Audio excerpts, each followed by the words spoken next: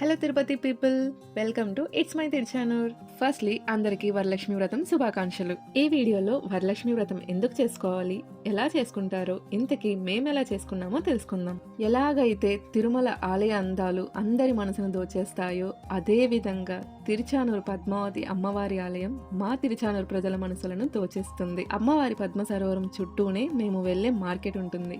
అలా ఆ కోనేరు చుట్టూ నడిస్తే చాలు, ఆ ప్రశాంతతే వేరు. అందరి ఇంట్లో పండగ ముందు రోజు నుండే స్టార్ట్ అయినట్టే మా ఇంట్లో కూడా పండగ ముందు రోజు నుండే స్టార్ట్ అవుతుంది. సో నేను అమ్మ పండగ ముందు రోజు అలా ఈవినింగ్ మార్కెట్ కి వెళ్లి పూజకి కావాల్సిన సామాన్లన్నీ కొనుక్కొని వచ్చేసాం.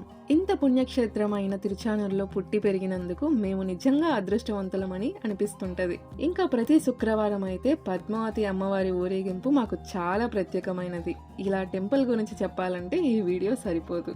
ఇంకా మార్కెట్ లో కావాల్సినవన్నీ పర్చేస్ చేసుకొని ఇంటికి వచ్చి అన్ని సర్దుకోవటమే. కొన్ని ముందు రోజే అరేంజ్ చేసుకొని ఇంకా ఫెస్టివల్ రోజు అయితే ఎర్లీ మార్నింగ్ 3:30కి లేచి అన్ని పనులు చేసుకొని పూజ స్టార్ట్ చేయటమే. ఇలా ఎర్లీ మార్నింగ్ 3:30 నుండి మా ఇంటి వరలక్ష్మి వ్రతం స్టార్ట్ అయిపోతుంది. ఈసారి వరలక్ష్మి వ్రతానికి చెల్లి మిస్ అయింది. తనకి హాస్పిటల్లో లీవ్ ఇవ్వలేదు. సో అమ్మ, నేను, డాడీ చేసుకోవాల్సి వచ్చింది.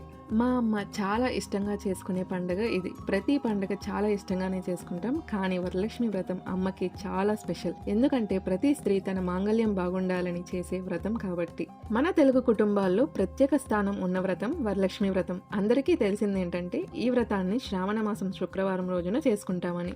అలాగే మనం వరలక్ష్మి అమ్మవారు అంటే అష్టలక్ష్ముల రూపమని, దానం, ధ్యానం, సంతానం, ఆరోగ్యం, ఐశ్వర్యం, శాంతి, విజయం, ధైర్యం అన్న 8 లక్ష్మి ఆశీర్వాదాలను ప్రసాదించే తల్లిగా నమ్ముతాము.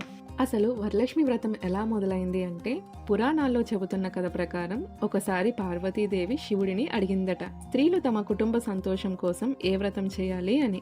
అప్పుడు శివుడు చెప్పాడట, ఈ వరలక్ష్మి వ్రతం మహిమలను, అలాగే ఈ వ్రతాన్ని ఆచరిస్తే ఆ స్త్రీకి మాత్రమే కాదు కుటుంబం మొత్తానికి ఐశ్వర్యం, ఆయురారోగ్యాలు కలుగుతాయని. అందుకే అందరి ఆడవాళ్ళకి చాలా ఇష్టమైన పండుగ మన వరలక్ష్మి వ్రతం. అలాగే పురాణాల ప్రకారం ఇంకో కథ కూడా ఉంది. అదేంటంటే, ఒకప్పుడు చోళ దేశంలో చారుమతి అనే సతీమణి ఉండేదట. ఆమె చాలా భక్తి శ్రద్ధలతో నిజాయితీగా జీవించేదట. ఆమెకు కలలో లక్ష్మీదేవి ప్రత్యక్షమై, నువ్వు శ్రావణ శుక్రవారం నా వ్రతం చేస్తే నీకు అష్టలక్ష్ముల వరప్రసాదం లభిస్తుంది అని చెప్పిందట. ఆ మాట విన్న చారుమతి మరుసటి రోజే వ్రతం చేసి అష్టలక్ష్ములను పొందిందట.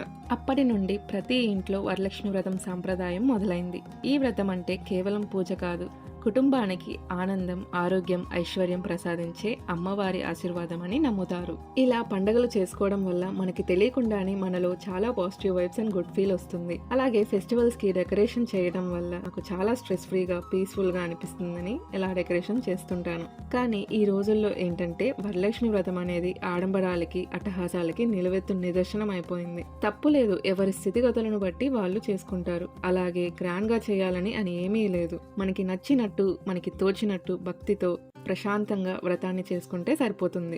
అలాగే అమ్మవారిని మనస్ఫూర్తిగా ఆహ్వానిస్తే చాలు. మన ఇంటికి విచ్చేసిన మహాలక్ష్ములకి తాంబూలం ఇస్తే సరిపోతుంది. భారతీయ సంస్కృతిలో ప్రతి పండుగకు ఒక అర్థం, ఒక విలువ ఉంటుంది. మన ఆడవాళ్ళకి అత్యంత ఇష్టమైన పండుగ ఈ వరలక్ష్మి వ్రతం. అమ్మవారిని గ్రాండ్ గా చేసామా, సింపుల్ గా చేసామా అని అమ్మవారు చూడరు. ఆమె చూసేది ఒక్కటే, మనసులో భక్తి, ఏకాగ్రత, ప్రేమతో పూజ చేశామా లేదా అన్నది. వరలక్ష్మి వ్రతం కేవలం భక్తి కార్యక్రమం మాత్రమే కాదు. ఇది మన సమాజంలో స్త్రీ శక్తిని గౌరవించే ఆచారం.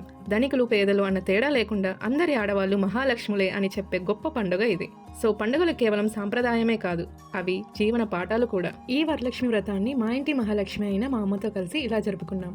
ఇలా మా ఇంటి వరలక్ష్మి వ్రతం జరిగింది. ఈ వీడియో ద్వారా మీకు ఎంతో కొంత ఉపయోగపడే ఇన్ఫర్మేషన్ ఇచ్చానని అనుకుంటున్నాను. వీడియో నచ్చితే తప్పకుండా లైక్ చేయండి, అలాగే సబ్స్క్రైబ్ చేయడం కూడా మర్చిపోకండి.